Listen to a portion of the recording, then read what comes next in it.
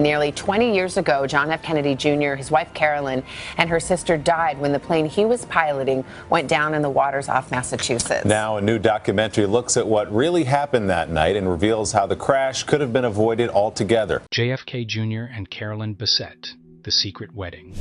No one was supposed to see. A handful of people knew the secret, a tight inner circle out of millions who'd spent years watching every move America's prince made. And on September 21st, 1996, that inner circle pulled off what should have been impossible. They married John F. Kennedy Jr. and Carolyn Bessette in absolute secrecy. No leaked photos, no tipped-off reporters, just pure, unfiltered love witnessed by 40 people who loved them back. But this story isn't really about a wedding. It's about two people who understood something the rest of us spend lifetimes trying to figure out. That real love doesn't need an audience. That intimacy dies under spotlights. That sometimes the bravest thing you can do is walk away from the circus everyone expects you to perform in. John Kennedy Jr. was born into a spotlight so bright it could have incinerated anyone else. November 25th, 1960, the son of America's newly elected president entered a world that was already obsessed with him. His father hadn't even taken office yet, but cameras were already tracking this infant like he held nuclear codes. Think about that for a second. Before you form memories, before you understand language, millions of strangers already think they own you. The iconic images came fast. Little John playing under the Resolute desk while his father ran the free world. Those weren't staged photo ops. That was actually his playground. The Oval Office was his nursery. Secret Service agents were his babysitters. Most kids grow up thinking their dad's the most important person in the world. For John, it was objectively true. Then came November 22nd, 1963, the day that 3-year-old John's entire universe collapsed. His father was assassinated in Dallas, and the nation watched this little boy process grief he couldn't possibly understand. At the funeral, his mother, Jackie, whispered something in his ear. He straightened up, raised his tiny hand, saluted his father's casket. That image seared itself into America's collective memory. The brave little soldier saying goodbye to his hero. Except he wasn't being brave. He was being 3 years old, doing what his mother asked, probably not fully grasping that Daddy wasn't coming home ever again. But America needed that image, needed to believe in resilience and dignity and the continuation of Camelot's promise. So they projected all of it onto a toddler who just wanted his father back. Jackie Kennedy understood what was happening. She'd lived through the machinery of fame herself, knew how it chewed people up and spit out hollow versions of who they used to be. So she did something radical. She protected her children like a lioness, creating pockets of normalcy in a fundamentally abnormal existence. She didn't shield them from reality. She taught them how to navigate it. When photographers got too aggressive, she'd have John and Caroline duck into stores, slip through back exits, turn the whole thing into an adventure rather than a trauma. She raised them to be polite to everyone, to never act entitled, to understand that their last name was a privilege and a responsibility in equal measure. Friends from John's teenage years tell stories that sound almost mundane. He was awkward, lanky, forgetting his homework like everyone else. At boarding school, he was just another kid trying to figure out calculus and avoid cafeteria food. Sure, his classmates knew who he was, but Jackie had worked hard to ensure that wasn't all he was. Then puberty hit, and John Kennedy Jr. became something else entirely. The transformation wasn't subtle. The gangly teenager with the famous last name morphed into a man who stopped traffic. Literally, women would walk into lampposts, men would stare. Even people who tried not to care found themselves caring. In 1988, People magazine named him the sexiest man alive. He hated it, absolutely despised the attention that reduced him to a collection of physical features. He'd joke about it, deflect with humor, but friends say it genuinely bothered him. He wanted to be taken seriously, wanted people to see his mind, his humor, his actual personality. Instead, they saw a walking GQ cover. Dating was its own special nightmare. How do you trust anyone's intentions when you're that famous? When every relationship becomes tabloid fodder? When women you've never met claim to know you intimately because they've read about you in magazines? John dated actresses, models, women whose own fame meant they understood the game. His most serious relationship before Carolyn was with actress Daryl Hannah, a relationship that lasted several years and by some accounts overlapped with the early stages of his time with Carolyn. But understanding the game doesn't mean enjoying it. And for someone raised by Jackie Kennedy to value authenticity above all else, the whole performance felt exhausting. By his early 30s, John had built a life that looked perfect from outside. He'd graduated from Brown University and NYU Law School. He'd launched George Magazine, a bold attempt to make politics accessible and interesting to people who usually tuned out. He was charming at parties, gracious with fans, seemed to handle the pressure with ease, but people close to him saw something else, a restlessness, a sense that he was still searching for something real in a world that kept offering him simulacra. Enter Carolyn Bessette. She wasn't looking for him, wasn't angling for an introduction or engineering a meet cute. She was just living her life, and her life happened to intersect with his in a way that changed everything. The exact details of their first meeting remain fuzzy. Some say it was at a party, others claim a friend introduced them. One persistent rumor involves both of them jogging in Central Park, though that might be too cinematically perfect to be true. What matters is what happened after, because unlike the other women John had dated, Carolyn didn't seem impressed by his resume. She was working at Calvin Klein, had climbed from retail to executive level through pure talent and hustle. She was making six figures, styling celebrities, living the Manhattan dream on her own terms. She didn't need John Kennedy Jr. to validate her existence. She had her own thing going, and that, right there, was the difference. Carolyn Bessette grew up in Greenwich, Connecticut, the youngest of three sisters in a family that valued strength over sentiment. Her parents divorced when she was young, but her mother Anne didn't crumble. She rebuilt her life, showed her daughters that endings could be beginnings if you were brave enough. That lesson stuck. Carolyn developed this quiet confidence, this ability to walk into any room and command it without saying a word. Not through arrogance, through presence. She listened more than she spoke, made people feel seen, had this way of cutting through nonsense with a raised eyebrow and a half smile that said she knew exactly what game you were playing. In high school, she was popular without trying, beautiful without obsessing, stylish in a way that felt effortless, even though anyone who knows fashion understands that effortless requires enormous effort. She enrolled at Boston University, discovered her passion for fashion, and started working at Calvin Klein's Boston store. An executive noticed her. Not just her looks, though those didn't hurt, but the way she carried herself, the way she understood instinctively what looked good, what felt right, what would make someone feel confident. Calvin Klein himself brought her to New York. Her official title was publicist in the company's celebrity relations division, but her role was broader than that. She was essentially a high-level personal shopper and image consultant for some of the most visible people in media and entertainment. By her mid-20s, she was working with Diane Sawyer and Annette Bening, helping them navigate public appearances with grace and style. She was good at her job, really good, the kind of good that meant she would have been successful whether she ever met John Kennedy or not. When they started dating, friends noticed something shift in John. He seemed lighter, more himself. Carolyn had this way of teasing him, of refusing to let him take himself too seriously, of pushing back when he needed pushing back. He dated women who agreed with everything he said, who laughed at jokes that weren't funny, who molded themselves to fit whatever shape they thought he wanted. Carolyn didn't do any of that. If she thought he was wrong, she told him. If she disagreed with a decision about George Magazine, she said so. If he was being ridiculous, she called him on it, and he loved it. Loved having someone who treated him like a person rather than an icon, who challenged him to be better without making it feel like criticism, who understood that being John F. Kennedy Jr. came with baggage and helped him carry it without complaint.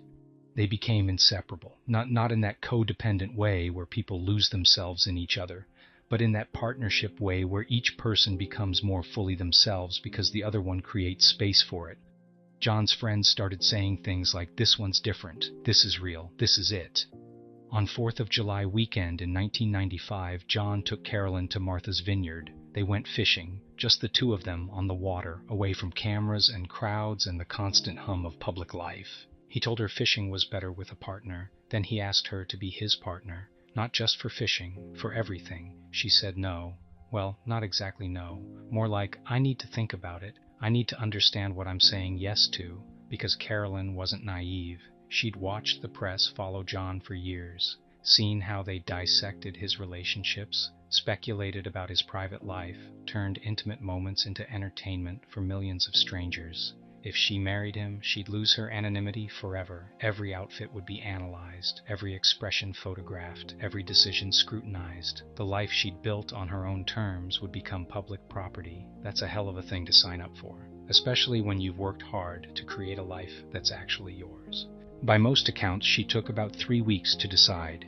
Friends and family have said she consulted her sisters, her mother, and her closest confidants. The weight of what marrying a Kennedy would mean, the permanent loss of anonymity, the relentless scrutiny, was reportedly something she took seriously. But by all accounts from those who knew her, the answer was never really in doubt. Friends have said she genuinely loved the man, not the name, not the fantasy of being Jackie Kennedy's daughter-in-law, not the glamour or the legacy. People close to the couple described a relationship built on humor, late-night phone calls, and a mutual ability to cut through pretense. Friends said John had a way of making Carolyn feel like the most important person in any room, even when everyone else was staring at him. About 3 weeks after he proposed, Carolyn said yes. Whatever doubts she had about the scrutiny, they weren't enough to outweigh what she and John had built together. They were engaged. America didn't know it yet, but they knew, and they started planning something that would either be the wedding of the century or the best-kept secret in modern American history. If you're loving this deep dive into John and Carolyn's love story, hit that like button and drop a comment below. And don't forget to subscribe to The Unseen Celebrity, because we're just getting started. The secret wedding that almost didn't happen, that's coming next. John knew what Carolyn was giving up by marrying him. He'd lived his entire life in the spotlight's glare. She was choosing to step into it. The least he could do was give her one day that belonged only to them, one private day. That's what he was going to give her. And to pull it off, John had to engineer something that in 1996 seemed borderline impossible. A wedding that the entire media apparatus of the United States wouldn't find out about until it was over. Think about what that actually meant. This was pre-social media, sure, but John F. Kennedy Jr. was arguably the most photographed man in America. Paparazzi followed him to the gym, to the newsstand, to the corner deli. They knew his routines better than most of his friends did. And now he was going to gather dozens of people, transport them across state lines, hold a multi-day wedding celebration, and somehow keep every single person quiet about it until after the ceremony was done. The odds weren't great, but John had spent his entire life dodging cameras and managing public attention. If anyone could figure out how to disappear for a weekend, it was him. The planning started months in advance. Location was everything. It couldn't be Martha's Vineyard, too obvious. Not Hyannisport, way too obvious. Somewhere remote enough that the press wouldn't accidentally stumble across it, but accessible enough that elderly relatives could actually get there without requiring a helicopter extraction. Cumberland Island fit the bill perfectly, a barrier island off the coast of Georgia that most Americans had never heard of. 36,000 acres of protected wilderness. One small inn. No bridges to the mainland. The only way on or off was by ferry, which meant John could literally control who set foot on the island that weekend. It was like having a moat around your wedding venue, except the moat was the Atlantic Ocean. But choosing the location was just step one. The real challenge was the guest list, because John wasn't just inviting friends. He was inviting Kennedys. And when you invite Kennedys, you're inviting a family tree so sprawling and interconnected that leaving anyone out becomes a political calculation. Cousins have cousins who have cousins. Everyone's connected to someone who was at someone else's wedding. The potential for hurt feelings was astronomical. So John and Carolyn made a brutal decision. They'd keep it tiny. Absurdly tiny by Kennedy standards, 40 people total, and to avoid the inevitable drama of who got invited and who didn't, John came up with a diplomatic solution. He'd pick one representative from each branch of the family, one cousin from Bobby's side, one from Eunice's family, one from the Lawfords. It wasn't about who he was closest to, it was about making sure every part of the family felt represented without turning the wedding into a 300-person spectacle. Even his own sister Caroline had to be strategic about her role. She was there, obviously, but they kept her involvement quiet until the last possible moment. Same with his Uncle Ted, who would be the patriarch presence at the event. Everything was compartmentalized, need-to-know basis only. Then came the matter of actually getting people there without tipping off the media. John's solution? Tell almost no one where they were going. Friends received phone calls just days before the wedding with instructions to meet at Teterboro Airport in New Jersey on September 19th. That's it. No destination, no hotel name. Just show up with a weekend bag and trust that John had it handled. When guests arrived at the airport that Thursday evening, they found a chartered jet waiting. Still no answers about where they were headed. The flight plan listed Florida as the destination, which was technically true, but also deliberately vague. Florida's a big state. Could be Miami, could be Jacksonville, could be the Keys. Nobody knew. Billy Noonan, John's best friend, brought along a handheld camcorder. This was 1996, remember? No iPhones, no Instagram. If you wanted to document something, you needed an actual video camera with actual tapes. John had asked Billy to bring it specifically because he wanted footage of the weekend, but not professional footage. He wanted it to feel raw and real and unscripted, the exact opposite of the polished public image that usually surrounded anything Kennedy-related. So Billy started filming as soon as they boarded. Friends laughing, cracking jokes, still completely in the dark about where this mystery plane was taking them. The energy was part excitement, part confusion, and entirely trusting. Because that's what John inspired in people. You didn't need to know the plan, you just needed to know John had one. They landed in Jacksonville around 8:30 that night. Still no real answers. From there, they loaded into vans and drove north for about 40 minutes, crossing into Georgia. The sun had set by then. Everything outside the windows was darkness and highway lights and the occasional gas station. Finally, they pulled into the tiny coastal town of St. Mary's. Population 4,000, the kind of place where a convoy of vans full of well-dressed people definitely got noticed. At the dock, guests encountered their next surprise, a small, weathered fishing boat converted into a passenger ferry. This wasn't some luxury yacht. This was the kind of vessel that normally hauled supplies and construction workers. Functional, not fancy. A few people exchanged glances. This was a Kennedy wedding, but that was exactly the point. Fancy meant photographers. Fancy meant leaks. Fancy meant some hotel employee recognizing John and calling the tabloids. This fishing boat meant privacy. It meant control. It meant John could monitor every single person who stepped onto that island. As the boat pulled away from the dock and headed into open water, someone finally asked the question everyone had been wondering. Where exactly are we going? Cumberland Island, John told them. And even then, most of the guests had no idea what that meant. An island? Off Georgia? With what on it? The boat ride took about 20 minutes. Dark water, salty air, the hum of the diesel engine. Some guests went inside the small cabin. Others stood on deck, watching the mainland lights fade behind them. It felt less like heading to a wedding and more like embarking on some kind of secret mission, which, in a way, it was. When they finally approached Cumberland Island, the Greyfield Inn appeared like something out of a dream. A grand old mansion, glowing with warm light, surrounded by massive oak trees draped in Spanish moss. It looked like it had been plucked from another century and dropped onto this remote island, which wasn't far from the truth. The inn had been built in 1901 by the Carnegie family, back when wealthy industrialists built winter retreats on isolated barrier islands. Guests disembarked and made their way up to the inn, still processing what they were seeing. This wasn't just remote. This was a different world. No cars, no streetlights, no sounds except wind through the trees and waves hitting the shore. After the chaos of New York City and the constant buzz of modern life, Cumberland Island felt like stepping backward in time. John greeted everyone with that easy charm of his. Welcome. Make yourselves at home. We'll explain everything in the morning. For now, just relax. Dinner's ready. The rehearsal dinner that night was held on the inn's wraparound porch. Nothing elaborate. Wine, simple food, the sound of conversation mixing with crickets and tree frogs. It should have felt casual, almost thrown together, but somehow it felt perfect because it wasn't about impressing anyone. It was about gathering the people John and Carolyn loved most and letting them just be together. Senator Ted Kennedy gave the first toast of the evening. He talked about John's parents, about how much Jack and Jackie would have loved this place, about how the beach and the dunes and the wildness of it reminded him of Cape Cod, of Hyannis, of all the places the family had gathered over the years. There was nostalgia in his voice, but also genuine joy. This was different from the usual Kennedy affair. Smaller, quieter, more intimate, and Ted seemed to recognize that John and Carolyn were creating something entirely their own.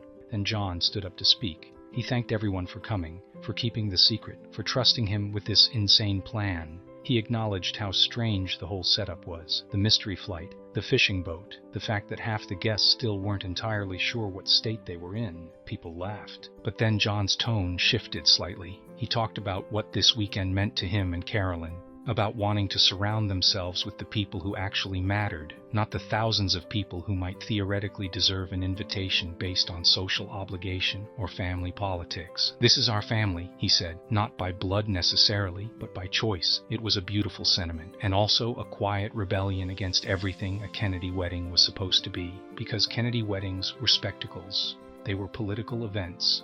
They were opportunities to reinforce alliances and showcase power and let the world see American royalty at its finest. John was rejecting all of that. He was saying that love and intimacy mattered more than pageantry. Carolyn didn't give a formal speech that night, but people who were there remember her glowing. Not in the cliché bride way, in the way someone glows when they're exactly where they want to be, with exactly who they want to be with, doing exactly what feels right. She moved through the evening with grace, talking to guests, laughing at jokes, her hand finding John's whenever he was nearby. After dinner, the party continued down on the beach. Someone had built a bonfire. Someone else had brought what seemed like an endless supply of cigars and cognac. The kind of bottles you don't just pick up at a liquor store. These were special, vintage, the sort of thing John probably had shipped in specifically for this night. Because if you're going to have a secret wedding on a remote island, you might as well do it right. Billy kept filming throughout the evening, capturing moments that would have made any tabloid editor's heart explode. John and his cousins trading stories, Ted Kennedy laughing so hard he had to sit down, Carolyn's sisters hugging her tight. These weren't posed photos. This was real life, unfiltered and unperformed. At some point late in the night, long after most guests had headed back to their rooms, John found Billy still down by the fire. The two of them sat there in the sand, watching embers float up into the dark sky. John didn't say much.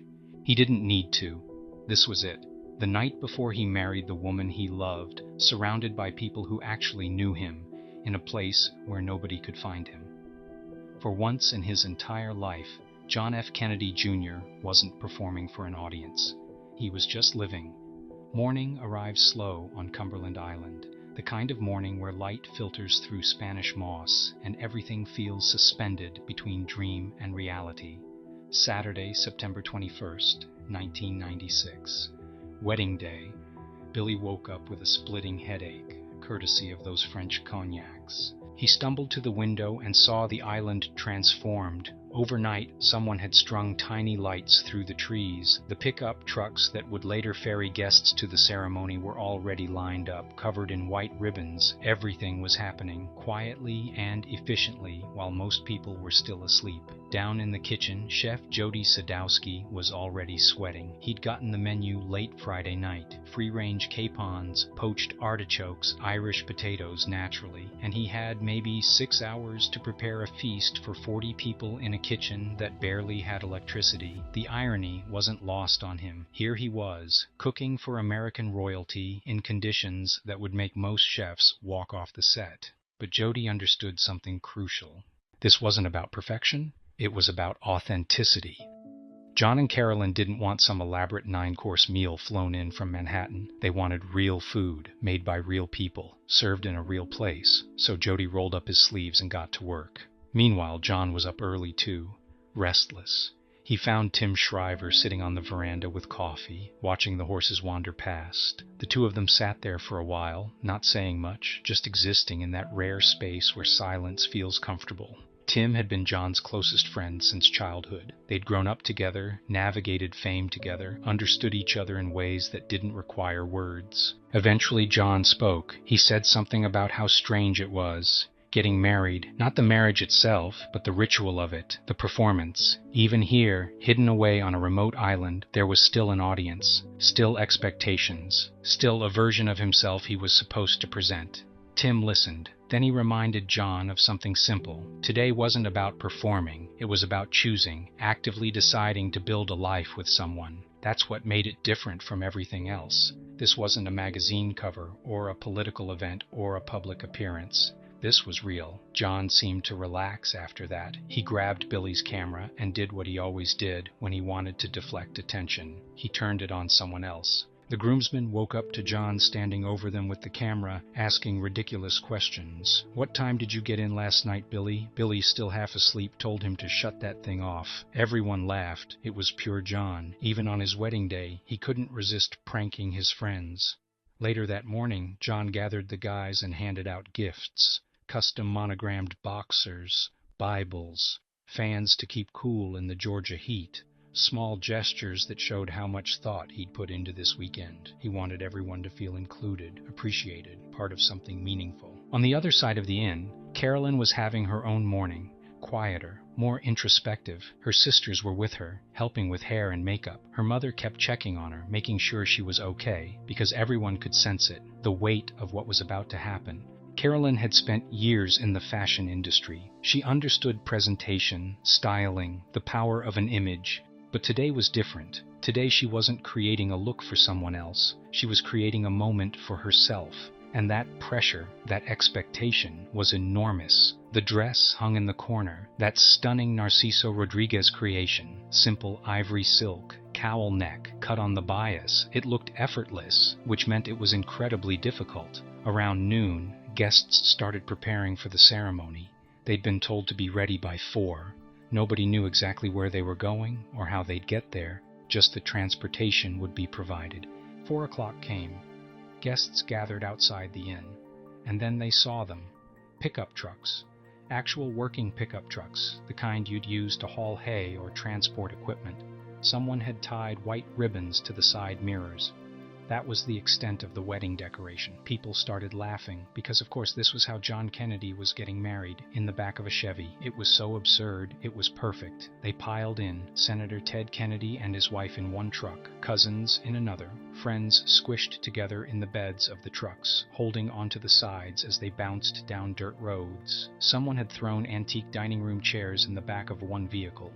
Chippendale chairs, probably worth thousands of dollars, just casually sitting in a pickup truck. The drive took about 20 minutes, through forests, past marshland, down a beach where wild horses scattered at the sound of engines. The whole time, guests were laughing, talking, trying to guess where they were headed. And then the helicopters appeared. At first, it was just sound, that distinctive whoop, whoop, whoop cutting through the air. Then someone spotted them, 2 helicopters, flying low over the water, scanning the island. The mood shifted instantly, because everyone understood what this meant. The media had found them. Somehow, despite all the planning and secrecy, someone had figured out where John Kennedy was getting married, and now photographers were circling overhead, trying to get the shot that would be worth millions. John's security team sprang into action. The trucks accelerated, drivers taking sudden turns, heading into dense tree cover where helicopters couldn't follow. It became a chase, a genuine high-speed chase on the day of a wedding. Guests held on tight as trucks swerved around corners and plunged deeper into the forest. Billy kept filming, because what else could you do? This was either going to be the greatest disaster or the greatest story. Might as well document it. After about 10 minutes of evasive maneuvers, the helicopters gave up.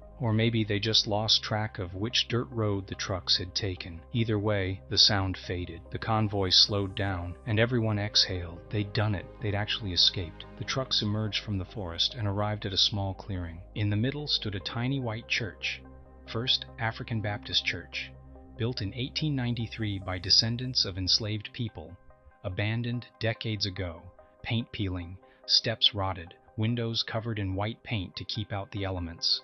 It was perfect. Guests climbed out of the trucks and stood there, taking it in. This wasn't some grand cathedral. This was a piece of history, a sacred space that had witnessed its own struggles and triumphs, and now it would witness one more. But the church wasn't ready, not even close. Workers were still repairing the front steps. Someone was sweeping dirt out of the doorway. Mrs. Onassis's former butler was outside planting ivy, trying to make the entrance look presentable. The ceremony was supposed to start in 15 minutes, and they hadn't even finished preparing the venue. John arrived, saw the chaos, and shrugged. Of course, nothing was going according to plan. That was the whole theme of the weekend. Guests waited outside in the heat. September in Georgia is no joke. The humidity hangs on you like a wet blanket. Everyone was fanning themselves with the programs, swatting at mosquitoes, wondering how long this was going to take. Then, out of nowhere, a man appeared with a case of ice-cold Heineken. Nobody knew where he came from. Nobody had ordered beer. He just materialized, like some kind of wedding miracle, and started handing out bottles. The mood lifted immediately. People started drinking, laughing about the helicopter chase, making jokes about the pickup trucks. This was becoming the kind of wedding story you'd tell for decades. John stood near the church entrance, greeting people as they arrived. He looked relaxed, almost amused by the whole situation, like he'd expected nothing to go smoothly and was delighted to be proven right. But as 4:30 became 5 o'clock, then 5:30, people started wondering, where was Carolyn? John kept checking his watch. Not worried exactly, but aware. The sun was getting lower. This church had no electricity. If they didn't start soon, they'd be getting married in complete darkness. Inside the inn, Carolyn was having a crisis. The dress wouldn't go on, that beautiful, simple, elegant dress that was supposed to slip over her head like silk. It was stuck, caught on her hair, her makeup, her shoulders, and the more they tried to force it, the worse it got. Panic set in. This was the dress, the one she'd spent months planning with Narciso, the centerpiece of everything, and it wasn't working. Someone had an idea. They grabbed a silk scarf, draped it over Carolyn's head and shoulders, creating a smooth surface. Then they carefully slid the dress down. It worked. The dress fell into place, skimming her body exactly as designed. But now the hair and makeup were ruined, so they started over, completely redid everything, which took another hour. By the time Carolyn was ready, it was after 6. The sun was setting. She'd kept everyone waiting for more than 2 hours. She climbed into her pickup truck and headed toward the church, knowing she was late, knowing people were probably concerned, but also knowing that sometimes the most important moments require patience. When her truck finally appeared down the dirt road, you could feel the relief ripple through the crowd. She was here. It was happening. The sun dropped below the horizon. Someone found religious candles inside the church and started lighting them. One by one, small flames flickered to life in the darkness. The church, which moments before had seemed too dark for a ceremony, transformed into something magical. Like, comment, and subscribe to see how this incredible love story unfolds. You won't believe what happens next. Carolyn stepped out of the truck. That dress caught the last rays of daylight. The veil, the gloves, the simple elegance of it all. She looked like she'd stepped out of a dream. And John, waiting at the church entrance, couldn't stop smiling. The ceremony itself lasted maybe 20 minutes, but those 20 minutes contained everything that mattered. The priest's words echoed off wooden walls that had stood for over a century. John's voice, when he spoke his vows, was steady, clear. This wasn't performance. This was promise. Carolyn's hands shook slightly when she reached for his. You could see it in the candlelight. That small human tremor of someone about to cross a threshold they can never uncross. When she spoke, her voice was softer than his, but just as certain. This was the moment she'd hesitated over, the moment she'd needed 3 weeks to say yes to, and now, standing in the flickering darkness of that tiny church, she was all in. The kiss came at the end, as it does. John lifted her veil, and for a second before their lips met, he looked directly at the camera, at his friend Billy, as if to say, did you get that? Did you capture this? Because this moment, this exact second, was everything he'd been working toward. Not the magazine, not the political legacy everyone expected him to fulfill. This, marrying the woman who pushed back, who challenged him, who made him work for it. When they turned to face the small crowd as husband and wife, someone started clapping. Then everyone did. The sound filled that tiny space. 40 people making enough noise for 400. They weren't just celebrating a wedding, they were celebrating the impossible. The fact that it had happened at all, that the most famous bachelor in America had somehow pulled off a secret ceremony without a single photographer present, without a single leaked detail. It was a victory over the machine that had been documenting John's life since he was 3 years old. Outside the church, rain had started to fall. Not heavy, just enough to make the dirt road muddy. The trucks that had brought everyone were waiting to take them back. But nobody moved quickly. People lingered, talking, laughing, replaying what they'd just witnessed, the candlelight, the gospel singing, the way Carolyn's dress had caught the last rays of daylight when she stepped out of the truck. These were the details that would become the stories, the ones they'd tell at dinner parties for decades. The ride back to the inn was chaotic. Everyone piled into the pickup beds again, this time soaked from the rain. Someone started singing, others joined in. It was the kind of spontaneous joy that only happens when people feel like they've been part of something bigger than themselves. Ted Kennedy rode in one truck with his wife Vicky, both of them grinning like they'd just pulled off a heist, which, in a way, they had. Back at the Greyfield Inn, Chef Jodi had been racing against time.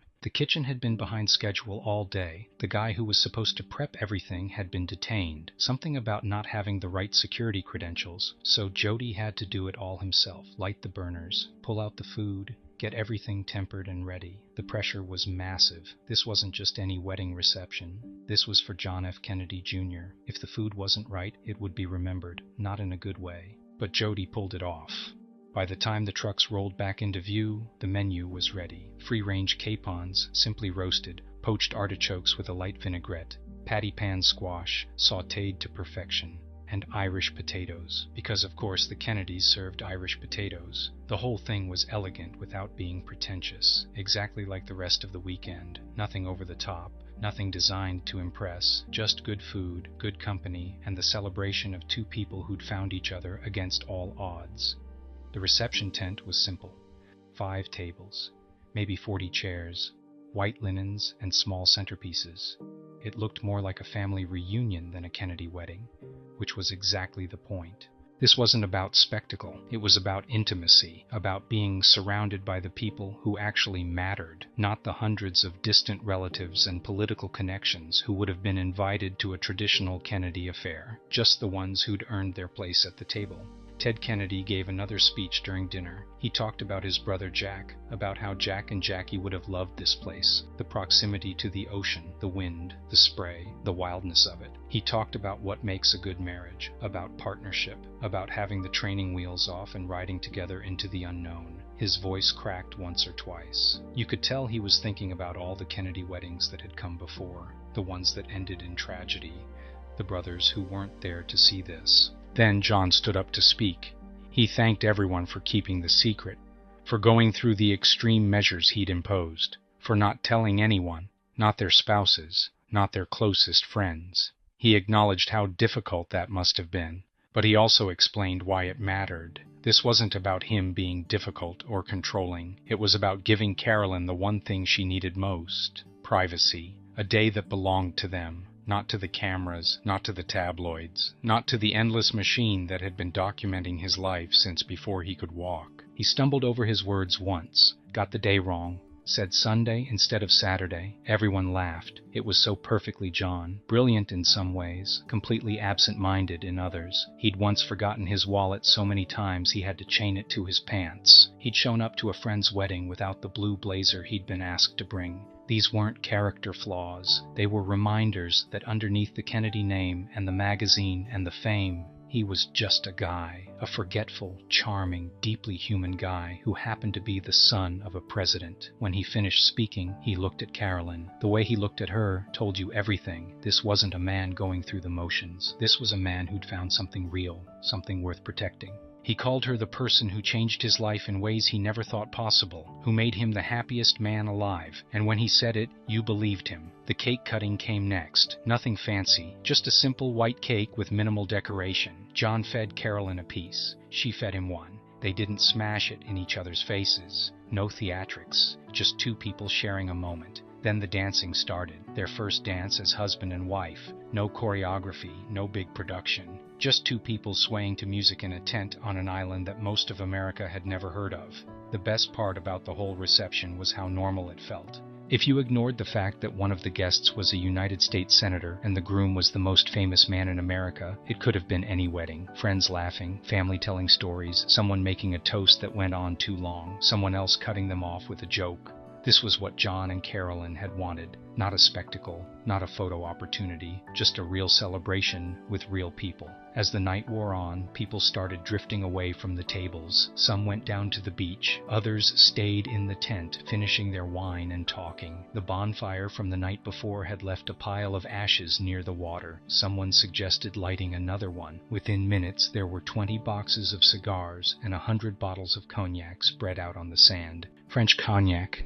The good stuff, sealed bottles that probably cost more than most people's monthly rent. Billy, John's friend with the camera, stayed too long at the bonfire, drank too much, smoked too many cigars. The next morning, John snuck into his room with the camera and filmed him still in bed, hungover and miserable. It was the kind of prank that defined their friendship. Constant ball-busting, constant jokes. Even on John's wedding day, he couldn't resist messing with his best friend. Sunday morning came too quickly. People started packing, loading their bags into trucks, saying goodbye to the island that had given them this impossible weekend. The magic was ending. Soon they'd be back in the real world, back where John and Carolyn were public property, back where every move they made would be photographed and analyzed and turned into headlines. But for now, in these last few hours on Cumberland Island, they were just newlyweds. Just two people who'd managed to do something almost no one thought was possible. They'd gotten married in complete secrecy. They'd kept the press away. They'd had the intimate, meaningful ceremony they wanted. Against all odds, they'd won. As the ferry pulled away from the island, John and Carolyn stood at the railing. The morning sun was bright. The water was calm. Behind them, Cumberland Island grew smaller.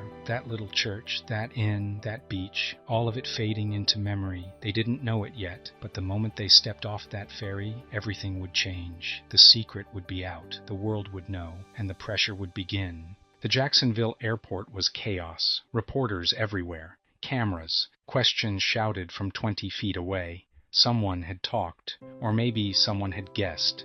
Either way, the secret was out. John F. Kennedy Jr. had gotten married. America's most eligible bachelor was off the market, and the press wanted every detail they could get. The one photo John released showed him kissing Carolyn's hand. That's all anyone got. One image. For weeks, that single photograph would run on every magazine cover, every newspaper front page, every television broadcast. People studied it like archaeologists examining ancient artifacts. What was she wearing? Where were they standing? Who else was there? The questions were endless. The answers were nowhere. John and Carolyn flew to Turkey for their honeymoon. Even there, photographers found them. Paparazzi hiding in bushes. Cameras with telephoto lenses pointed at restaurant windows. Boats following their boat. It never stopped. This was the price of pulling off the impossible. They'd won the battle. Now, they had to survive the war. When they returned to New York, the intensity doubled. Their Tribeca loft became a fortress under siege. Photographers camped outside 24 hours a day.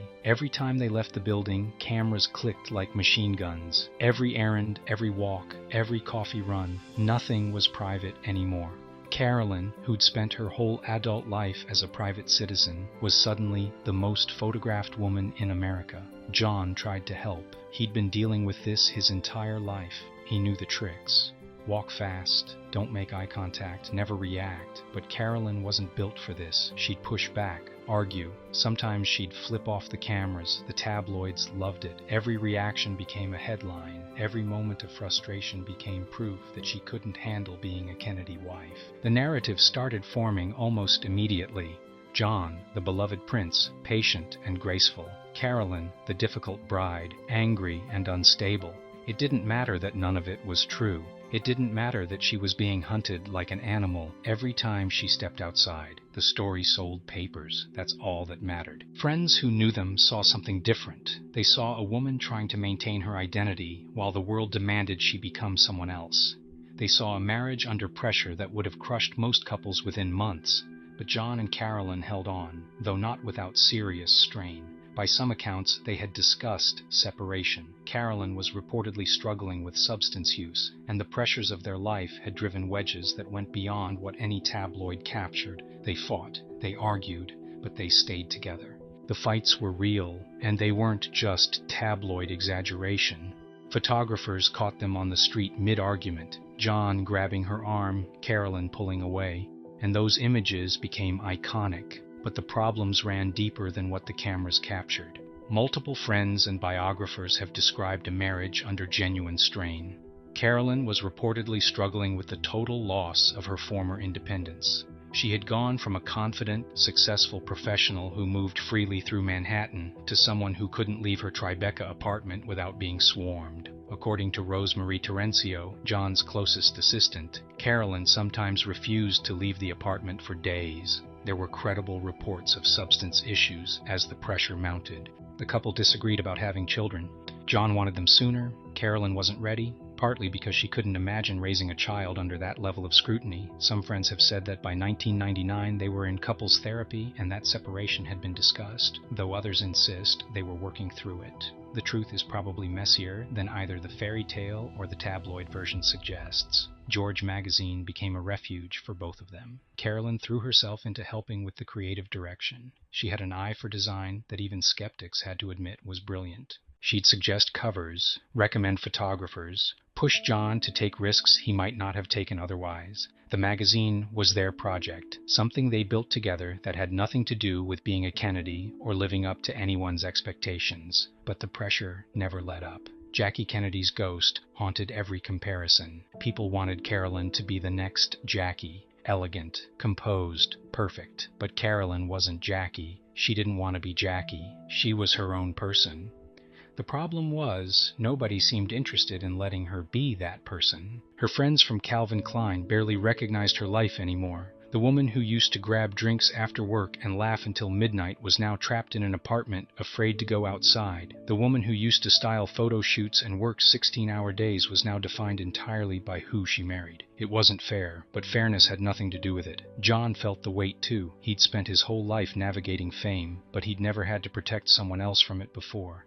Every photographer that harassed Carolyn felt like a personal failure. Every tabloid story that twisted her words or her actions made him furious. He wanted to fix it, but there was no fixing this. The machine was too big, too powerful, too hungry. By early 1997, they'd found a rhythm, not perfect, not easy, but functional. They learned which restaurants had back entrances, which neighborhoods gave them space, which friends' homes offered real privacy. They built a life in the cracks between the chaos. Small moments of normalcy stolen from a world that wanted them to be symbols instead of people. In some public appearances, Carolyn seemed more at ease, smiling occasionally, acknowledging cameras. But the adjustment was partial at best. According to people close to her, she developed what some described as near agoraphobia. The woman who had once moved effortlessly through Manhattan's social scene now sometimes went days without leaving the apartment. She lost touch with many of her pre-John friendships, and her world shrank to a size that alarmed people who loved her.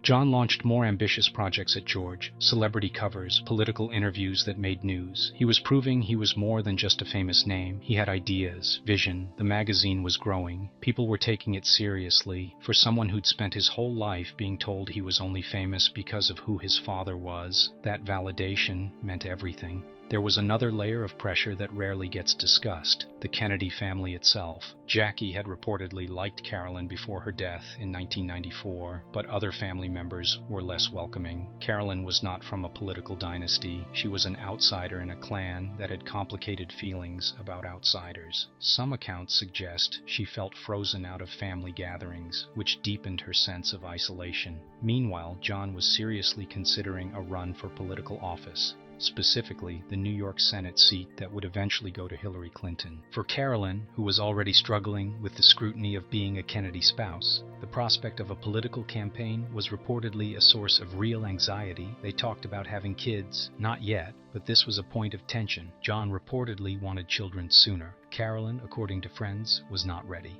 And her reluctance wasn't about not wanting to be a mother, but about what motherhood would look like under a permanent media siege. Something the cameras couldn't touch, something real. In the summer of 1998, they rented a house in Martha's Vineyard, just for a few weeks, away from the city, away from the photographers.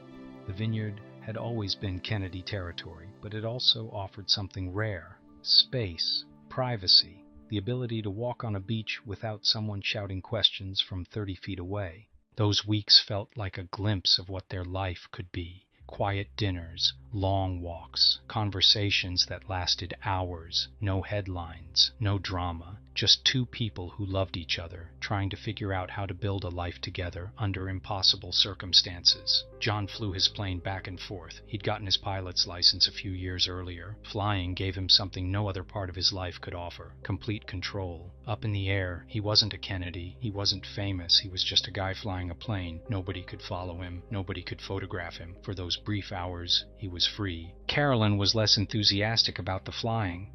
Small planes made her nervous, but she trusted John. He was enthusiastic, but relatively inexperienced. About 310 total flight hours, only 72 at night, and he wasn't instrument rated. He'd also been recovering from a broken ankle, having had his cast removed only weeks earlier from a paragliding accident, which may have still impaired his ability to operate the rudder pedals effectively. So when he suggested they fly to his cousin Rory's wedding in July 1999, she agreed. Her sister Lauren would come too. It would be fine. A short flight, nothing complicated. If you've been following this story, hit that like button and subscribe. This channel dives deep into the lives of icons who shaped our world. Don't miss what comes next. July 16th, 1999 started like any other summer Friday. John had meetings at George. Carolyn had errands to run. Lauren met them at the airport in New Jersey. The plan was simple: fly to Martha's Vineyard, drop Lauren off, continue to Hyannisport for the wedding the next day. They'd done this flight before. John knew the route. The weather forecast showed haze and reduced visibility, conditions that several experienced pilots later said should have given a non-instrument rated pilot serious pause. A flight instructor who had been training John reportedly offered to come along that night, but John declined. They took off just after 8 p.m. Over the Atlantic, approaching Martha's Vineyard, the haze thickened into the kind of low-visibility conditions that are among the most dangerous in general aviation. The NTSB would later determine that John experienced spatial disorientation, a well-documented phenomenon where a pilot without instrument training loses the ability to tell up from down without a visible horizon. Without a clear horizon, without visual reference points, the plane began to descend. Radar data showed the plane entering a rapid, uncontrolled descent, the classic signature of a pilot who has lost situational awareness. At 9:40 p.m., the plane hit the water at high speed. All three died instantly. By midnight, people started asking questions. Where was John? He should have arrived hours ago. By dawn, the Coast Guard was searching. By Saturday afternoon, the news was everywhere. John F. Kennedy Jr.'s plane was missing, presumed crashed. No survivors expected. America held its breath. Not again, please, not again. The Kennedys had suffered enough tragedy. Surely not this, surely not now. But on Wednesday, divers found the wreckage, 3 bodies still inside. The confirmation came that night. John F. Kennedy Jr. was dead. Carolyn was dead. Lauren was dead. The fairy tale was over. The story that America had fallen in love with had ended in the worst way possible. The couple who'd fought so hard for privacy in life became public property in death. Every detail analyzed, every decision questioned, every photograph republished with new captions about tragedy and loss. The funeral was private, just family, the way John would have wanted it. His ashes, along with Carolyn's and Lauren's, were scattered at sea off the coast of Martha's Vineyard. The ocean that had taken them became their final resting place. That weekend, thousands of people gathered outside their Tribeca apartment. Flowers, candles, letters, photographs, strangers mourning people they'd never met but felt they knew, because that's what John and Carolyn had become. Not real people, but symbols of hope, of possibility, of what America wanted to believe about itself. Looking back now, it's impossible not to wonder what might have been. John was 38, Carolyn was 33. They were just getting started. The magazine was struggling financially, though John still believed in its mission. The marriage was complicated. Some friends say they were finding their way back to each other. Others say they were closer to separation than anyone publicly acknowledged. They had decades ahead of them, decades of possibilities that vanished in an instant over dark water on a summer night. People who didn't know them personally still created shrines, still wrote letters as if John and Carolyn could somehow read them from beyond. The city mourned like it had lost family members, because in a strange way, it had. John represented something bigger than himself. He was the last living connection to Camelot, the final chapter of a story America never wanted to end. And Carolyn, despite only being in the public eye for a few years, had become part of that mythology too. Together, they represented possibility. The idea that even in our cynical modern age, fairy tales could still exist. Their deaths shattered that illusion completely. The investigation into the crash revealed what many suspected: spatial disorientation. John had become confused in the hazy darkness. Without proper instrument training, he couldn't tell up from down. The plane entered a graveyard spiral. By the time he realized something was wrong, physics had already taken over. It happened fast, probably too fast for anyone on board to fully comprehend what was happening. Small mercies in a tragedy with none. The National Transportation Safety Board ruled it pilot error, technically accurate, but emotionally insufficient. How do you reduce the death of American royalty to a checkbox on an accident report? In the years since, people have searched for deeper meaning. Conspiracy theories emerged, as they always do with Kennedy deaths. Some claimed sabotage. Others suggested he faked his death to escape the spotlight. All nonsense, of course. But grief makes people desperate for alternative explanations, because the truth that sometimes accidents just happen felt too random, too meaningless. How could someone with his name, his legacy, his apparent destiny die in such an ordinary way? A preventable accident, a decision to fly that multiple people had cautioned against. The kind of risk that experienced pilots would have recognized immediately. It didn't fit the narrative. It wasn't supposed to end like this, but aviation doesn't care about narratives. But it did. And 25 years later, we're still processing what was lost that night. Not just John and Carolyn and Lauren, but the future they represented. John had been talking about running for office. Not immediately, but someday. Some friends later said he was finally ready, though others were less certain. The magazine had proven he could succeed on his own terms. His marriage, though still under strain, still existed. And where there's still a relationship, there's still possibility. He was 38, still young enough to dream big, old enough to actually pull it off. People who knew him believed he could have been president, maybe senator first, then governor, then the ultimate prize his father once held. Whether that would have actually happened, we'll never know. But the possibility existed, and that possibility mattered to millions of people who projected their hopes onto him. Carolyn's potential was equally significant, though less defined. She wasn't interested in politics, but she had influence in fashion and culture. She had taste and intelligence and a kind of effortless cool that can't be manufactured. In another timeline, she might have become a major force in design, or philanthropy, or any number of fields where her particular gifts would shine. Instead, she's frozen at 33, forever young, forever beautiful, forever the reluctant bride in that ivory slip dress. The tabloids that tormented her in life suddenly mourned her in death. The same photographers who chased her down streets now sold tribute photos. The same magazines that invented drama about her marriage now published special commemorative editions. The hypocrisy was staggering, but that's how celebrity works. In death, everyone becomes a saint. The wedding footage sat in storage for years. Billy Noonan, John's friend who captured it all, kept the tapes private, out of respect, out of grief, out of a sense that some moments are too sacred to share. But eventually, 2 decades after that magical weekend on Cumberland Island, he decided the world should see it, a choice that drew criticism from both families, who felt it violated the privacy John and Carolyn had fought so hard to protect.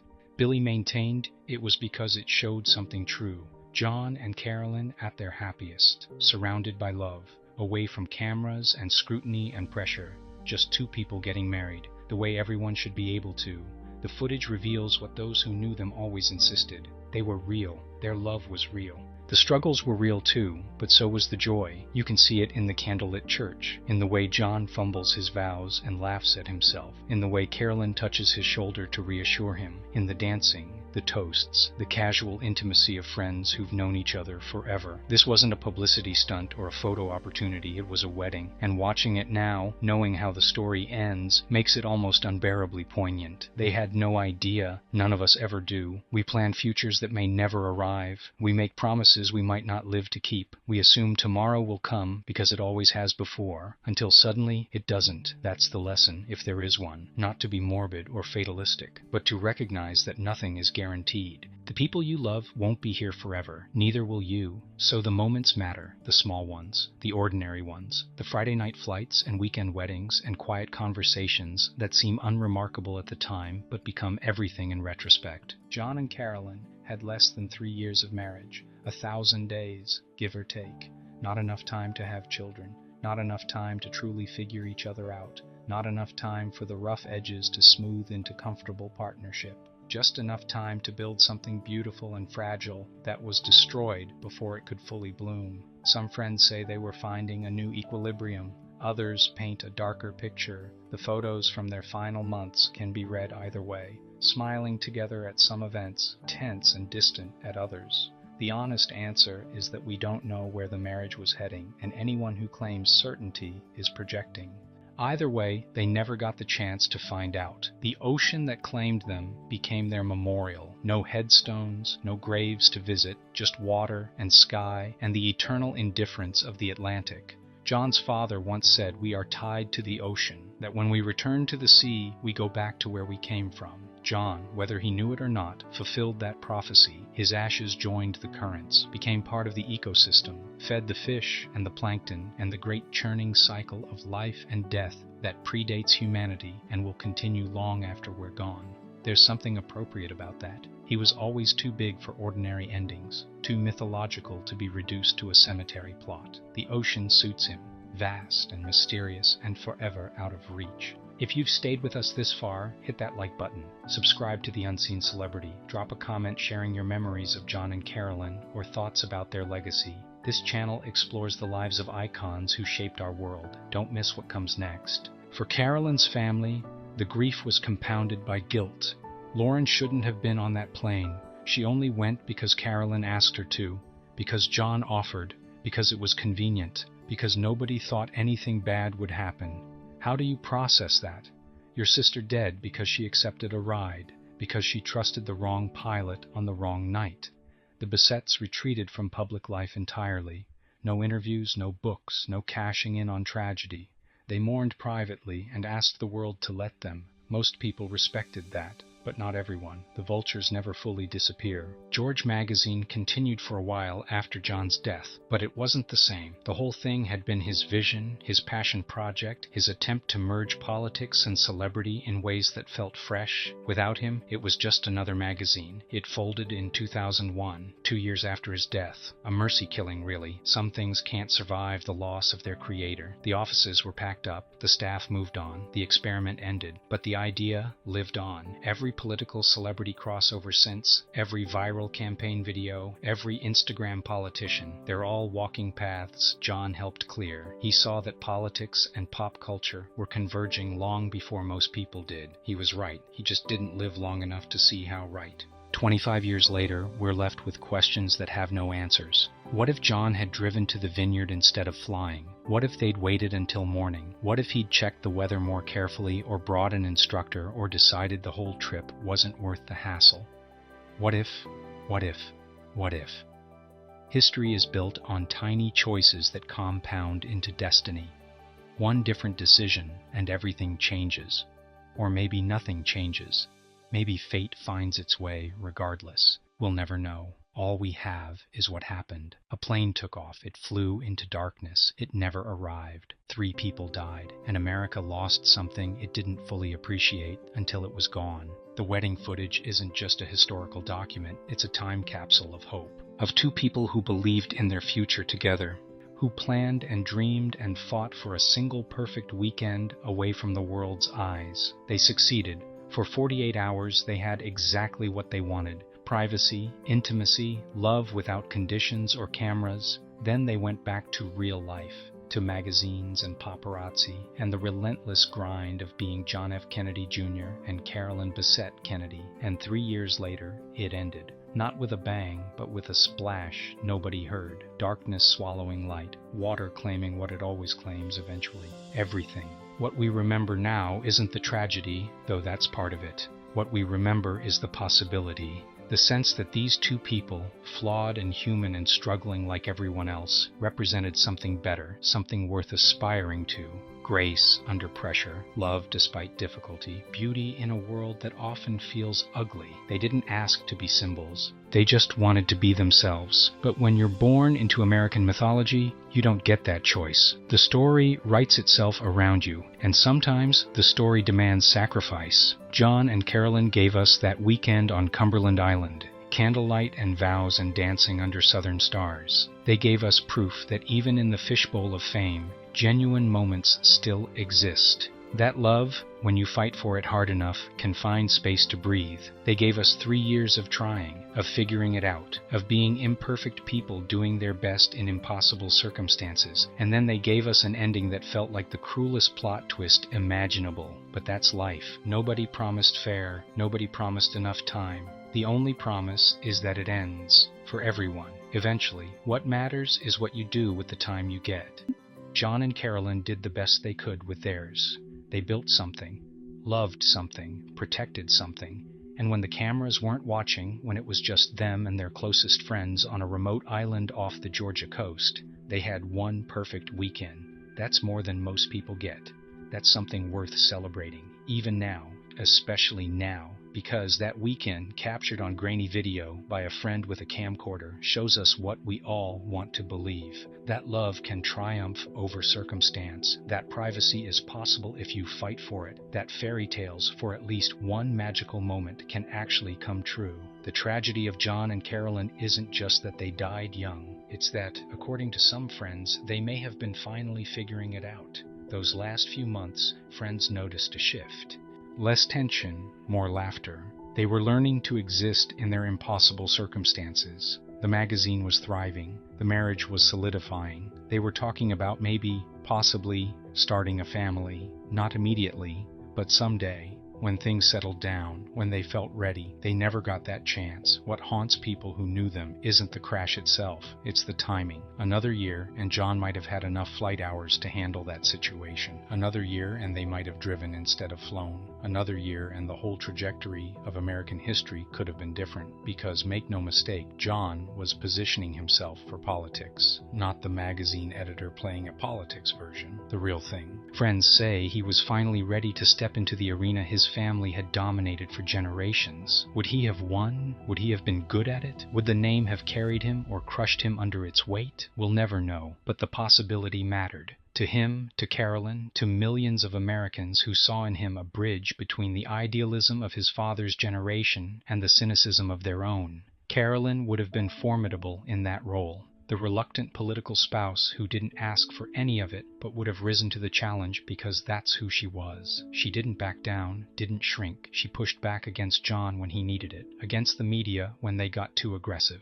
Against anyone who tried to put her in a box she didn't choose. That strength, that refusal to be diminished, would have made her unlike any political wife America had seen. Not Jackie's elegance, not Hillary's ambition, something entirely her own. But we're left with what-ifs, with footage of a wedding that feels both impossibly romantic and unbearably sad, with photographs of two beautiful people who didn't know they were living on borrowed time. Nobody ever does. The wedding video sat in storage for 23 years before Billy Noonan decided to release it. He wrestled with that decision, wondered if sharing it was honoring his friends or exploiting them, but ultimately he concluded that the world needed to see it, not for gossip, not for spectacle, but as evidence of something real, because in death, John and Carolyn had become abstractions, perfect tragic figures in America's endless Kennedy mythology. The video shows something different. It shows them being human. Watch John fumble his vows and laugh at himself. Watch Carolyn steady him with a touch on his shoulder. Watch their friends, crammed into pickup trucks, bouncing down dirt roads, genuinely happy to be part of this insane adventure. Nobody's performing. Nobody's aware they're creating history. They're just living, being present, celebrating love. That's what was lost on July 16, 1999. Not symbols or celebrities or political dynasties. People, complicated, flawed, trying their best, people who happen to have famous last names and impossible expectations placed on them from birth. John spent his entire life carrying the weight of his father's legacy. Carolyn spent 3 years learning to carry it with him. Neither of them asked for that burden. Both of them handled it with more grace than anyone had a right to expect. The ocean that took them is still there. Still indifferent, still beautiful and terrible and eternal. Every summer, tourists visit Martha's Vineyard and don't think twice about the water. But for people who loved John and Carolyn, every wave is a reminder. Every sunset over the Atlantic carries their memory. They're part of it now, the tides and currents, an endless rhythm of water meeting shore. If you believe in that sort of thing, it's almost poetic.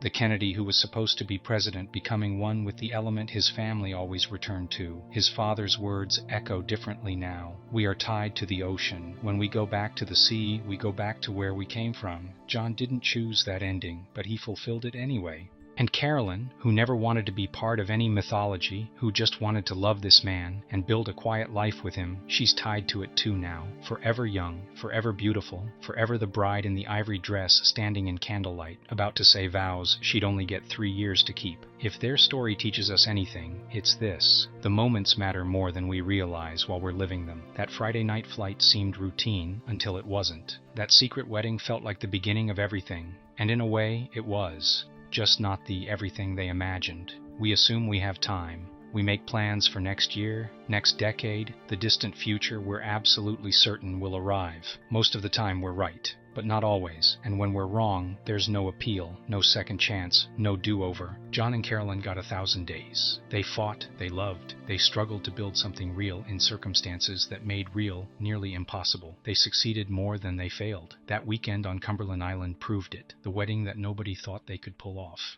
The privacy that everyone said was impossible. The 48 hours when they were just bride and groom, not American royalty and fashion icon. They created that, protected it, made it real. And then they went back to their complicated life and tried to make that real too. Some days they succeeded, other days the pressure won, but they kept trying, right up until they couldn't anymore, right up until a hazy night and a confused horizon, and gravity's ruthless mathematics ended the story before the final chapter could be written. We're left holding their wedding video like archaeologists studying artifacts from a vanished civilization, trying to understand what it meant, what they meant, what we lost when they disappeared into dark water on a summer night. The answers aren't satisfying because loss never is. They were young, they had potential, they loved each other, they died. That's the whole story. Everything else is speculation and projection, and the desperate human need to find meaning in tragedy. Maybe the meaning is simpler than we want it to be. Maybe it's just this. They tried. They fought for privacy and intimacy and normalcy in a world that offered them none of those things. They won a few battles, lost others, had one perfect weekend where everything went exactly as they dreamed. That's more than most people get. That's worth something, worth remembering, worth honoring. 25 years later, we can finally see that weekend. The candlelit church, the pickup trucks, the dancing, the joy. Billy Noonan's shaky camera work capturing moments that were never supposed to be public. John specifically asked for that. Raw footage, unscripted, real. Years later, Billy would publish that footage and write a book about John against the wishes of both the Kennedy and Bessette families, a decision that caused a painful rift and complicated the legacy of that private weekend. He wanted proof that it happened, that they pulled it off, that for one weekend in September 1996, love actually won. He got his proof. We all did. And now, a quarter century after that plane went down, we can watch it and remember, not the tragedy, not the what-ifs, just the love. Just the moment, just two people saying vows in the darkness, surrounded by candles and friends and hope for a future they'd never see. That's the legacy, not what could have been, what actually was. A secret wedding on a remote island, a love story that burned bright and brief. A reminder that even in our celebrity-obsessed culture, real moments still exist. You just have to fight for them, protect them, make them matter while you can. John and Carolyn did that. For 1,000 days, they built something real. And for 48 hours on Cumberland Island, they had something perfect. That's their story. That's what we remember. That's what endures. The ocean keeps their ashes, but that wedding video keeps their joy. And maybe, just maybe, that's enough. If this story moved you, if you believe love stories like this deserve to be remembered, hit that like button, drop a comment sharing your thoughts about John and Carolyn's legacy, and subscribe to The Unseen Celebrity because we're dedicated to telling the real stories behind the icons. Not the tabloid versions, not the mythology, the truth, the complicated, beautiful, heartbreaking truth about people who lived extraordinary lives and loved as best they could. Because that's what matters in the end. Not the fame or the fortune or the last name, just the love, just the trying, just the hope that maybe, against all odds, we can create something real in a world that constantly demands performance. John and Carolyn proved it's possible. For one magical weekend, they showed us how. And that weekend, frozen forever on grainy video, remains proof that fairy tales can exist. They just don't always end the way we want them to.